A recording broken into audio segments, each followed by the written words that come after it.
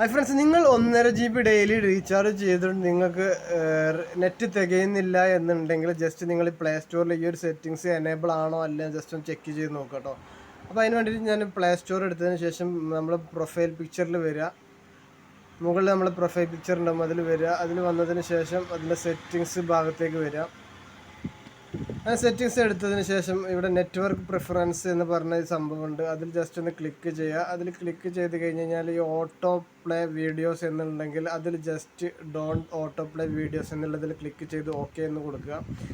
അതിനുശേഷം താഴെ വന്നിട്ട് ഓട്ടോ അപ്ഡേറ്റ് ആപ്സ് എന്നുണ്ടാവും, അതിൻ്റെ തൊട്ട് മുകളിലുള്ള അതിൽ ക്ലിക്ക് ചെയ്തതിന് ശേഷം ഡോണ്ട് ഓട്ടോ അപ്ഡേറ്റ് ആപ്സ് എന്നുള്ള ഈ ഒരു സെറ്റിങ്സും എനേബിൾ ചെയ്ത് വെക്കുക കേട്ടോ. ഇത് രണ്ടും സെറ്റിങ്സ് മാറ്റി കൊടുക്കുക.